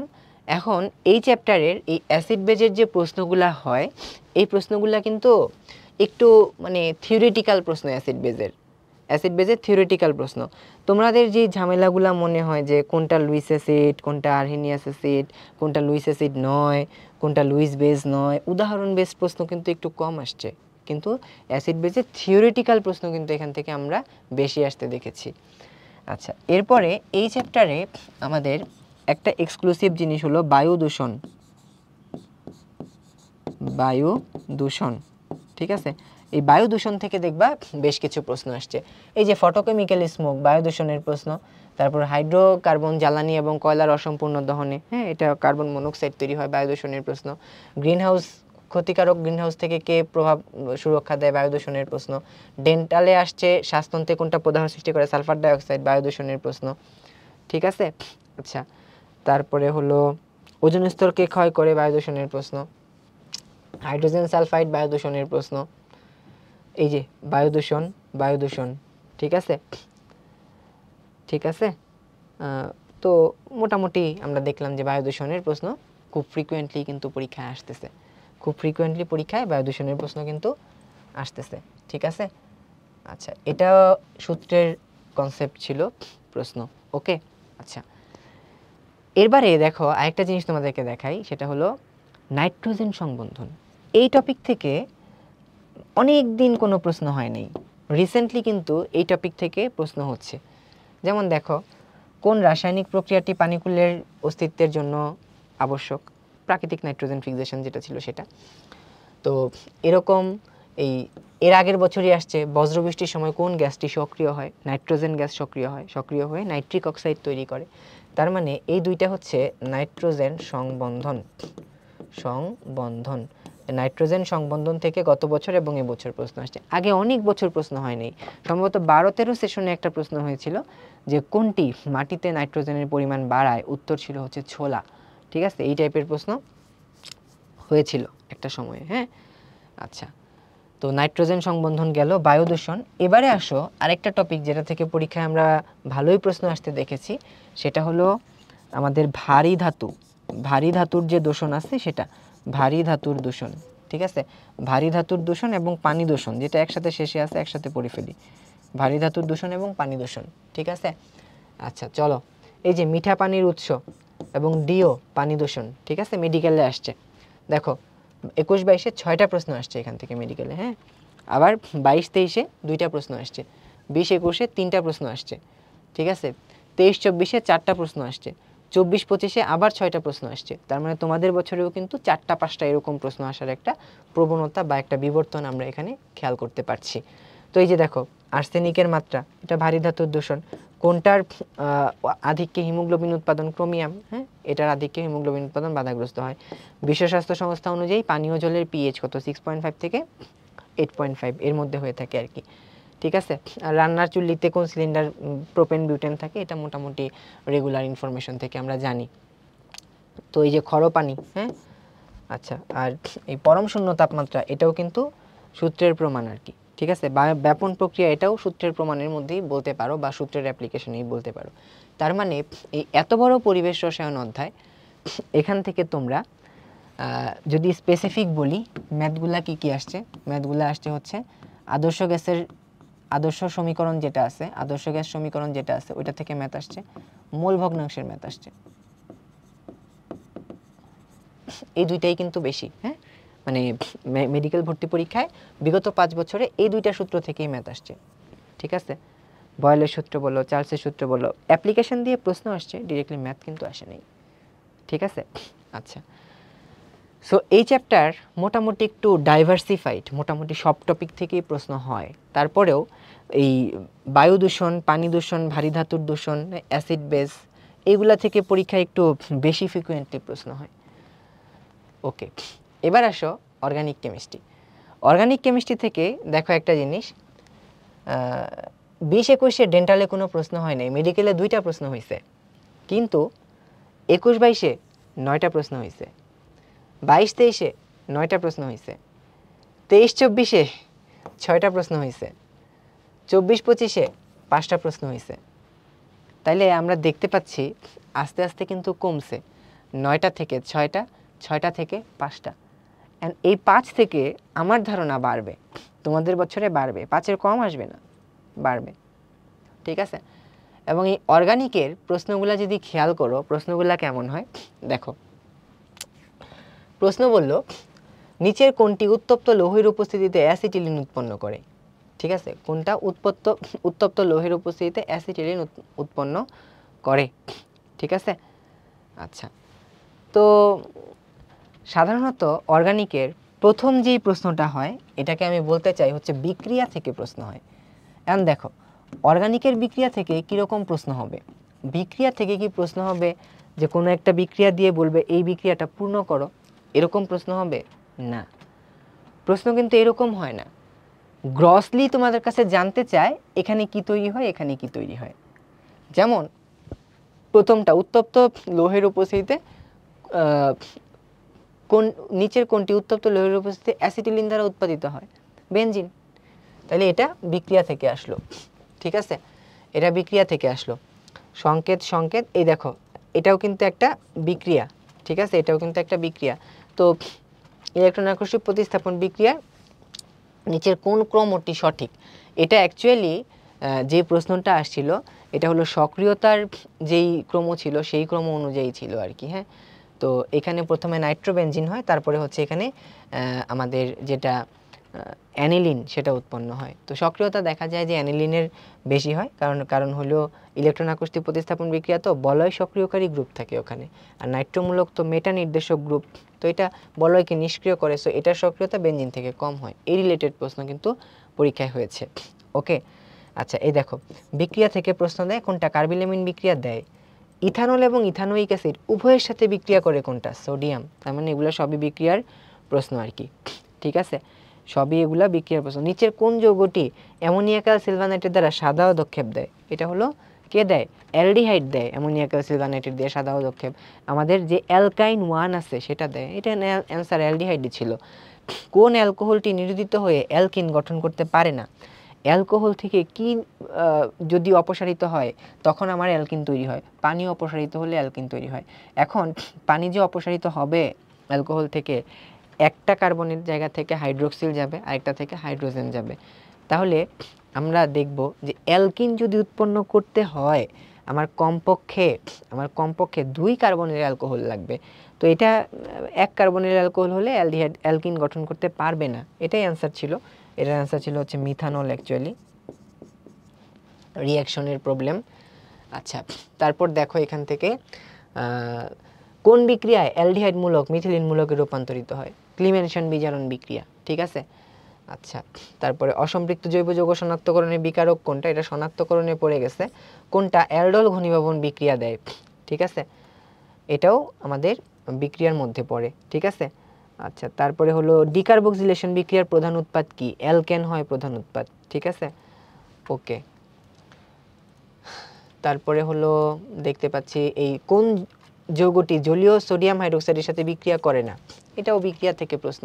ইথাইল আয়োডাইড এবং পটাশিয়াম হাইড্রোক্সাইডের বিক্রিয়ায় কোনটি উৎপন্ন হয়, আমরা জানি এটা জল থেকে অল হয়, ঠিক আছে, জল থেকে অল হয়। তাহলে ইথাইল আয়োডাইড পটাশিয়াম হাইড্রোক্সাইডের যে বিক্রিয়া এটাতে কি তৈরি হবে, অ্যালকোহল তৈরি হবে, ইথানল তৈরি হয় বেসিক্যালি এখানে, ঠিক আছে। আচ্ছা তারপরে দেখতে পাচ্ছি এগুলা হচ্ছে বিভিন্ন উদাহরণ থেকে আসা প্রশ্ন। পার্থক্য করার জন্য কোন বিকারক, এই যে নিচের কোনটি অ্যালডোল ঘনীভবন বিক্রিয়ায় অংশগ্রহণ করবে না, ঠিক আছে। আচ্ছা ডান।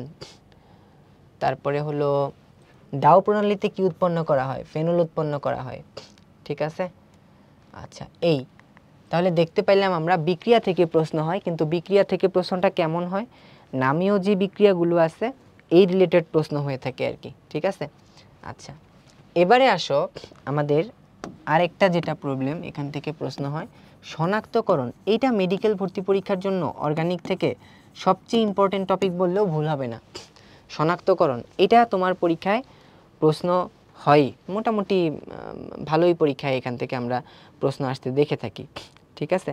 আচ্ছা এটাও তো বিক্রিয়া, SN1 বিক্রিয়াটাও বিক্রিয়া থেকেই বলা যায়, SN1 বিক্রিয়াটাও বিক্রিয়া থেকেই বলা যায়, ঠিক আছে। আচ্ছা নিচের কোনটা ইলেকট্রোফাইল, এটাও বিক্রিয়ার সাথেই সম্পর্কিত। আচ্ছা ঠিক আছে, এই দেখো শনাক্তকরণ বলতেছিলাম যে শনাক্তকরণ থেকে পরীক্ষায় প্রশ্ন হয়ে থাকে। শনাক্তকরণ ছাড়া একটা সময় প্রশ্ন কল্পনাই করা যেত না। এই যে দেখো অসম্পৃক্ত জৈব যৌগ শনাক্ত করতে আমরা কোন বিকারক ব্যবহার করব, ঠিক আছে। আচ্ছা তারপরে হলো অ্যামোনিয়াযুক্ত সিলভার নাইট্রেট দ্বারা কোনটি শনাক্ত করা হয়, অ্যালডিহাইড শনাক্ত করা হয়।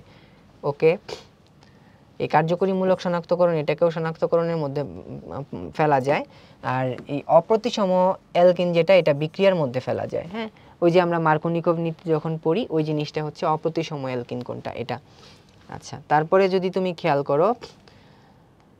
করো এখান থেকে দেখা যায় এটা তো বিক্রিয়ার মধ্যেই আছে, কোনটাতে পুনর্বিন্যাস করলে ইউরিয়া উৎপন্ন হয়, কার্যকরীমূলক জ্যামিতিক সমানতা সংযোজন বৃদ্ধি করে, এই যে শনাক্তকরণ, ঠিক আছে। আচ্ছা শনাক্তকরণকে তো আমরা অন্য কালিতে মার্ক করতেছি, এটা শনাক্তকরণ। এই যে পার্থক্য করার জন্য কোনটা শনাক্তকরণ, মানে এটা অ্যাকচুয়ালি অ্যালডিহাইড এবং কিটোন, সরি এটা হচ্ছে এটা হলো আমাদের অ্যালডিহাইড আর এটা হলো কিটোন, ঠিক আছে। অ্যালডিহাইড এবং কিটোন শনাক্ত করার জন্য কোন বিকারক ব্যবহার করব, আমরা অ্যালডিহাইড কিটোন শনাক্ত করার জন্য ফেলিং দ্রবণ, টলিন বিকারক এইগুলাকে ব্যবহার করে থাকি আর কি। আচ্ছা তারপর তুমি খেয়াল করো এখানেও যেটা আছে এই অ্যারোমেটিক যৌগের সংযোজন বিক্রিয়ার পদ্ধতি কি, এটা হলো ওই যে মুক্তমূলক ক্রিয়া কৌশলের মাধ্যমে হয়ে থাকে, ঠিক আছে। আচ্ছা, রিসেন্ট বছর ভর্তি পরীক্ষায় আমরা এর পাশাপাশি আরেকটা যে জায়গা থেকে প্রশ্ন বেশি আসতে দেখতেছি সেটা হলো সমানতা। এখান থেকে বিশেষ করে সমানতার উদাহরণ থেকে বেশ প্রশ্ন আসতেছে।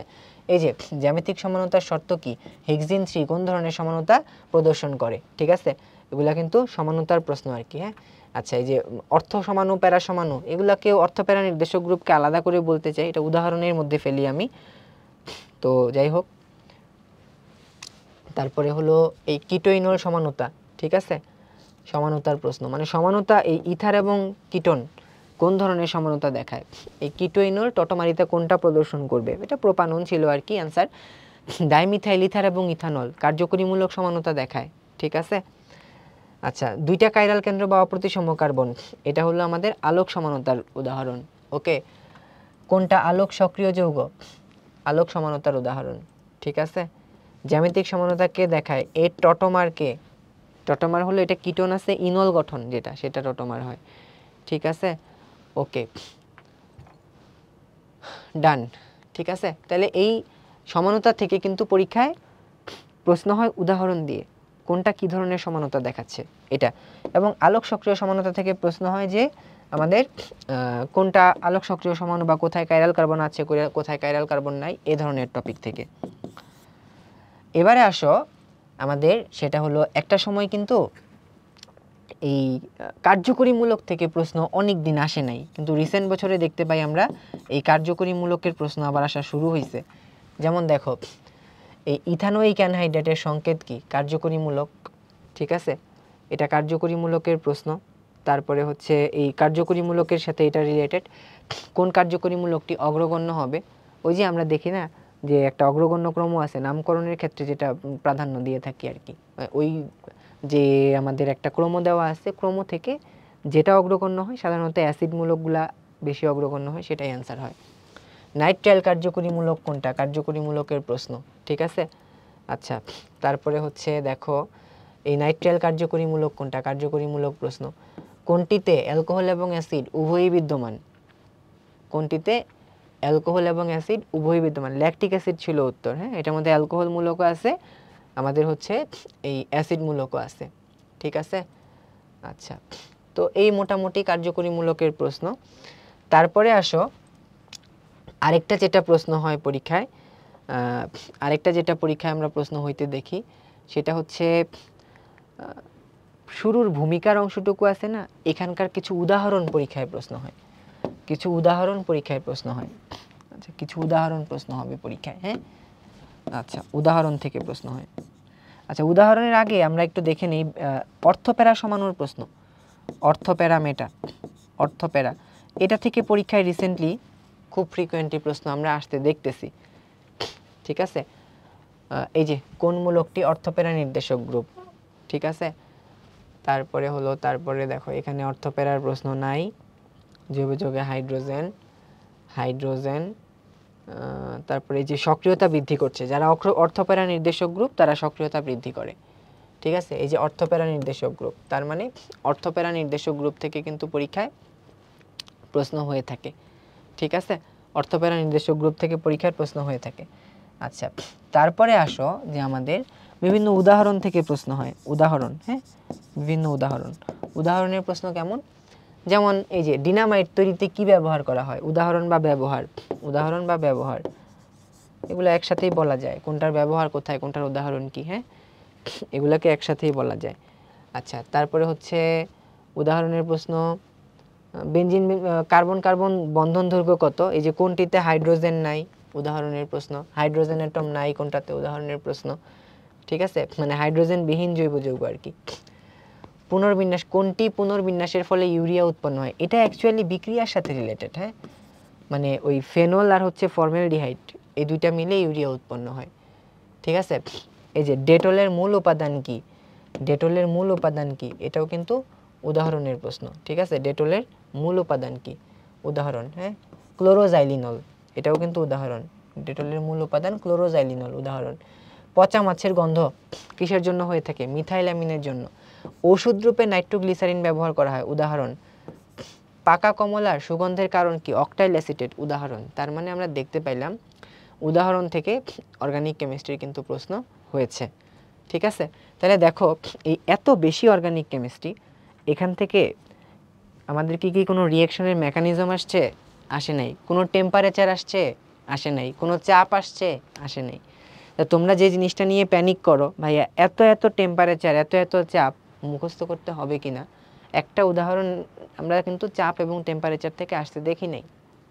ঠিক আছে, পলিমারের ব্যবহার একটা সময় অনেক প্রশ্ন হতো, এটা পড়তে গিয়ে তোমাদের অনেক কষ্ট হয়। রিসেন্ট বছরে কিন্তু পলিমারের ব্যবহার থেকেও আমরা প্রশ্ন আসতে দেখি না। ঠিক আছে, আচ্ছা প্রশ্ন দেখবো আমরা বিক্রিয়া। বিক্রিয়াগুলো এরকম, যদি শর্ত থাকে কে দেয় কে দেয় না, দিবে কি দিবে না, এই জিনিসগুলো ইম্পর্টেন্ট। আমরা দেখতে পাচ্ছি অ্যালডোলে কে আসবে কে আসবে না, এটা আসে। তারপরে হলো এরকমভাবে পরীক্ষায় প্রশ্ন দিয়ে থাকবে যে ধরো একটা বিক্রিয়ার কথা বলে দিবে এখানে কি উৎপন্ন হয়েছে, যেমন এই যে কোন কৌশলের মাধ্যমে বিক্রিয়াটি হয়েছে, এই টাইপের প্রশ্ন পরীক্ষায় দিবে। কোনটা হলো মুক্তমূলক সংযোজন বিক্রিয়া, কোনটা ইলেকট্রোফিলিক সংযোজন বিক্রিয়া, কোনটা ইলেকট্রোফিলিক প্রতিস্থাপন বিক্রিয়া, এই টাইপের জিনিস পরীক্ষাতে আসতে দেখা যায়। এবং নামীয় যে বিক্রিয়াগুলো আছে, কোন বিক্রিয়াতে কি উৎপন্ন হয়, ডিকার্বক্সিলেশন বিক্রিয়াতে কি উৎপন্ন হয়, উর্স বিক্রিয়াতে কি উৎপন্ন হয়, আমরা দেখলাম যে এরকম প্রশ্ন আছে ডাও পদ্ধতিতে কি উৎপন্ন হয়, ডাও মানে ফাও। ঠিক আছে, তো এরকমগুলা পরীক্ষায় বেশি আসবে। তাহলে বিক্রিয়া পড়লাম আমরা। শনাক্তকরণ কি দিয়ে শনাক্ত করি, এটা পরীক্ষা সবসময়ই এক্সক্লুসিভ প্রশ্ন। সমানতা থেকে রিসেন্ট বছরে অনেক প্রশ্ন আসতেছে, কেন জানি কার্যকরীমূলক থেকে প্রশ্ন আসতেছে। অর্থপ্যারা সমাণু, কোনটা অর্থপ্যারা সমাণু, কোনটা বলয় সক্রিয়কারী, এই রিলেটেড প্রশ্ন পরীক্ষায় হবে, এবং বিভিন্ন রকমের উদাহরণ এবং ব্যবহার। ঠিক আছে, এই তো ভয়ের কিছু নাই, যা যা আছে আমরা সবই পারবো। এখন দেখো পরিমাণগত রসায়ন, এই চ্যাপ্টারটাকে বলা হয় ম্যাথ এক্সক্লুসিভ। এইখান থেকে পরীক্ষায় ম্যাথ আসবেই। চলো আমরা দেখি কি কি ধরনের ম্যাথ আসছে। সো প্রথম যেটা, সেটা হচ্ছে একটা মোল সংখ্যার ম্যাথ। ঠিক আছে, মানে রাসায়নিক গণনা। ঠিক আছে, রাসায়নিক গণনা একটা মোল সংখ্যার ম্যাথ। মানে ম্যাথগুলো এখানে এরকম হয় যে তোমার ঘনমাত্রার ম্যাথ হয়, মোল সংখ্যার ম্যাথ হয়। হ্যাঁ, মানে যেই ম্যাথগুলা অ্যাকচুয়ালি হাজারি স্যারের বইয়ের বক্স এমসিকিউ থাকে না, বক্স এমসিকিউ এর যে টাইপের ম্যাথগুলো আসছে ওই টাইপের ম্যাথগুলাই, হয়তো ডেটাগুলা চেঞ্জ বা ম্যাথগুলাও হয়তো অনুশীলনের প্রশ্ন থেকে আসছে, কিন্তু মানে বক্স এমসিকিউ এর টাইপের বাইরের ম্যাথ কিন্তু খুব কম আসছে বা আসে নাই বললেই কিন্তু চলে। তো আমরা যদি দেখি এখানে প্রথমে একটা ম্যাথ যে 1 মোল মিথানলে কতটি পরমাণু থাকে, এটা ম্যাথ। তারপরে হচ্ছে দেখো যে এত ml থেকে দ্রবণের ঘনমাত্রা লঘুকরণের ম্যাথ। ঠিক আছে, মোলার দ্রবণের ম্যাথ, মোলার ঘনমাত্রার ম্যাথ। ঠিক আছে, তারপরে হচ্ছে মোলার মানে দ্রবণের ঘনমাত্রা লঘুকরণের ম্যাথ, মিশ্রণের ম্যাথ, অক্সিডেশন নাম্বারের ম্যাথ। ঠিক আছে, তারপরে দেখো ডেন্টালে একবার 8টা প্রশ্ন চলে আসছে, জারণ বিজারণের ম্যাথ, পার্সেন্টেজের ম্যাথ, অণু মানে মোল সংখ্যার ম্যাথ, এটাও রাসায়নিক গণনার ম্যাথ, মোলারিটির ম্যাথ, রাসায়নিক গণনার ম্যাথ মানে ওই যে বিক্রিয়ার আর কি। হ্যাঁ, এটাও দেখো মানে ওই মোলারিটির ম্যাথ। তাহলে দেখো ডেন্টালে 1 বছর 8টা প্রশ্ন আসছে, 7টাই আসছে হচ্ছে ম্যাথ। তো এই চ্যাপ্টার থেকে অ্যাকচুয়ালি ভাইয়া ম্যাথ আসবে। ঠিক আছে, তো কি পরিমাণ পানি যোগ করতে হবে, কতগুলা কার্বন ডাইঅক্সাইড আছে।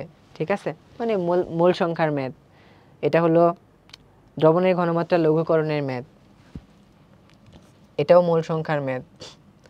ঠিক আছে, এই দুইটা ম্যাথ, এটাও ম্যাথ। ডেন্টালে অ্যাকচুয়ালি এখান থেকে বেশি ম্যাথ আসে। হ্যাঁ, 10% মোলারিটি কত, ppm ঘনমাত্রা কত, কত গ্রাম প্রয়োজন হয়, তার মানে এই চ্যাপ্টার থেকে ভাইয়া ম্যাথ পরীক্ষায় আসতেছে। এখন এই যে ম্যাথগুলা যে আসছে, এই ম্যাথগুলার টাইপস কি কি, ম্যাথগুলার টাইপ যদি তুমি চিন্তা করো দেখবা মোলারিটি, এটা হবে সবচেয়ে বেশি সেলিব্রিটি। মোলারিটি, মোলারিটি থেকে ওই S = 1000 W/mv, এটা যেরকম আসতেছে, মোলারিটির রূপান্তরের ম্যাথগুলাও কিন্তু আসে পার্সেন্টেজ, বিশেষ করে পার্সেন্টেজ থেকে মোলারিটি। দ্রবণের ঘনমাত্রা লঘুকরণ, ঘনমাত্রা লঘুকরণ, লঘুকরণ। ঠিক আছে, জারণ বিজারণ প্রশমন বিক্রিয়া, এটা সাধারণত ডেন্টালে আসে প্রশমন বিক্রিয়া। মোটামুটি এগুলা থেকেই কিন্তু খুব ফ্রিকোয়েন্টলি আমরা প্রশ্ন আসতে দেখতেছি। এরপরে যেটা পরীক্ষায় ইম্পর্টেন্ট সেটা হলো নির্দেশক। নির্দেশক, বিভিন্ন প্রকার টাইট্রেশনে কোথায় আমরা কোন নির্দেশক ব্যবহার করব। যেমন এই যে দেখো, তীব্র অ্যাসিড মৃদু ক্ষার টাইট্রেশনে উপযুক্ত নির্দেশক কোনটা? মিথাইল অরেঞ্জ, মিথাইল রেড, যেটা থাকবে সেটা। আচ্ছা, তারপরে হলো দেখতে পাই আমরা এই তীব্র অ্যাসিড মৃদু ক্ষার, এটাই মিথাইল অরেঞ্জ মিথাইল রেড একই, ঠিক আছে। এই সবল অ্যাসিড দুর্বল ক্ষার টাইট্রেশনের প্রশমন বিন্দুতে পিএইচ কত, মানে ওই নির্দেশকের সাথে রিলেটেড আর কি। হ্যাঁ, আচ্ছা, তো এরপরে আসে যেটা, এটাও একটা সময় প্রশ্ন হইতো না, রিসেন্টলি প্রশ্ন আসা বেশি শুরু হয়েছে, জারক বিজারক।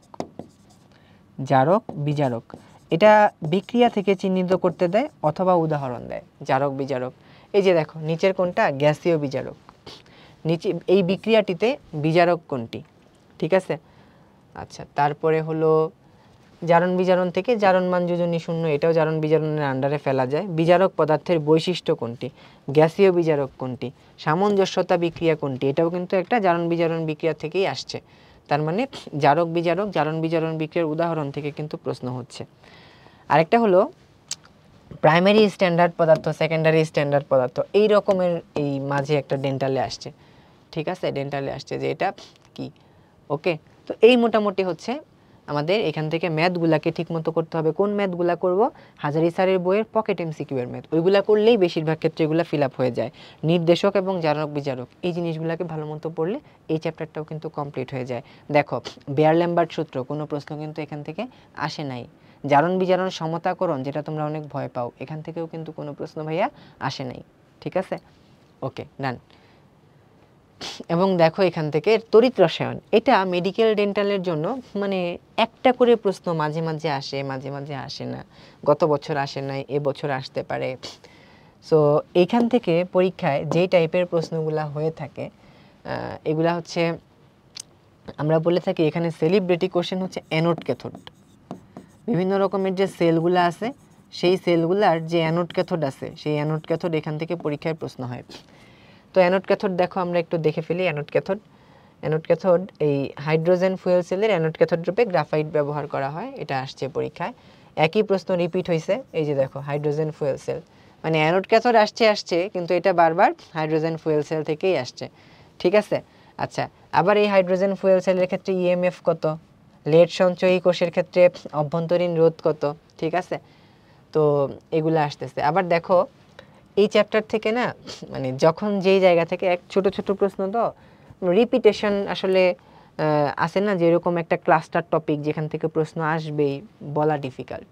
এই চ্যাপ্টারটা থেকেই অ্যাকচুয়ালি প্রশ্ন কম হয়, এবং যেই প্রশ্নগুলো হয় সেই প্রশ্নগুলো অ্যাকচুয়ালি বেসিক ধারণা থাকলে পারা যায়, বেসিক ধারণা থাকলে পারা যায়। হ্যাঁ, যেমন ডেন্টালে এবছর আসছে কোন আয়নটি আগে চার্জ মুক্ত হবে এবং তামার বিজারণ বিভব কত, এরকম প্রশ্ন ডেন্টালে এবার আসছে। আবার অনেক আগে মেডিকেলে একবার প্রশ্ন আসছে 20-21 কোনটা কম বিক্রিয়াশীল ধাতু, যেটা কম সক্রিয় ধাতু ওইটাই কম বিক্রিয়াশীল ধাতু।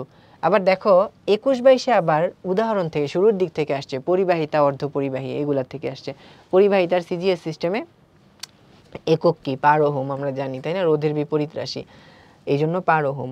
আর তড়িৎ অর্ধপরিবাহীর উদাহরণ, অর্ধপরিবাহী মানে কারা? অর্ধপরিবাহী মানে আমরা জানি যারা কিনা ওই সেমিকন্ডাক্টর বা অর্ধপরিবাহী, সেমি মেটাল, মেটালয়েড, হ্যাঁ, যারা আছে। বড় ছেলে জানোয়ার সব থেকে অপয়া, এই সূত্র দিয়ে আমরা মনে রাখি সাধারণত।